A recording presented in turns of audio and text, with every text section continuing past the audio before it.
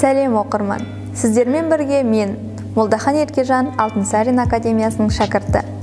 Алтынсарин Legends-тың бүгінгі айдарында ұлағатты ұстаз, елімізге еңбегі сіңген қызметкер, еңбек ардагері Орынша Қарабалина туралы сөз қозғаймыз. Орынша Қарабалина 1932 жылы 7 қарашада Ақтөбе облысының Ырғыз ауданында дүниеге келген. Орта мектепті бітіргеннен кейін 1948 жылы Алматы қаласындағы Қазақ қыздар педагогикалық институтына оқуға түседі. 1952 жылы тарих факультетін үздік бітіріп, ұстаздық жолын Алматы облысы Ақсу ауданындағы орта мектепте тарих пәнінің мұғалімі қызметінен бастайды. Кейіннен мемлекет және қоғам қайраткері, қаламгер, журналист болған Кәкімжан Қазыбаевқа тұрмысқа шығады. 1956-1959 жылдары газет-журналдар редакциясында жұмыс істейді.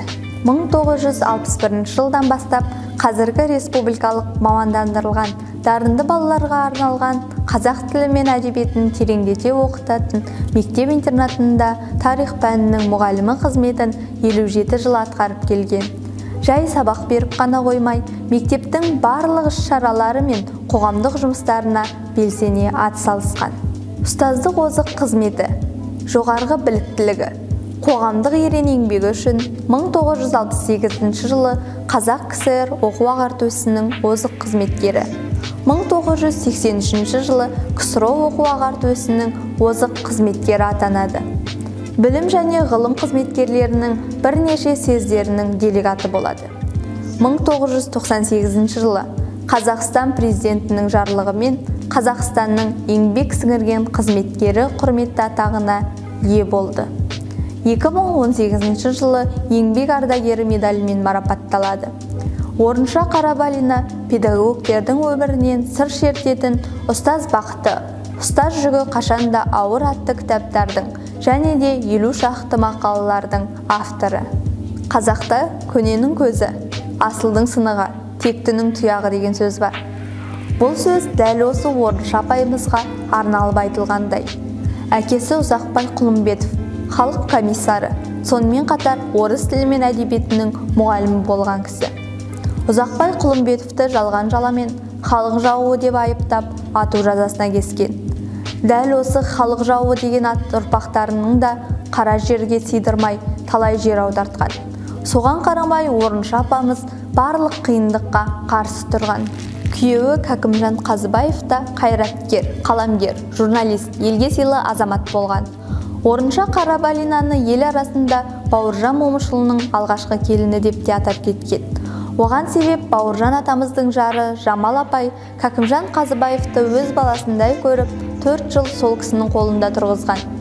Бауыржан атамыз елге келгенде Орынша апайды келін қылып өз үйіне түсірген. Бауыржан Момышұлы Орынша апайды өз қызымдай көрем, сен келін емессің, қызымның орнына қыз боласың деп ақ батасын берген екен. Бүгінгі таңда Абай атындағы мектеп-интернатында өзі сабақ берген кабинеті Орынша Қарабалина атымен аталған.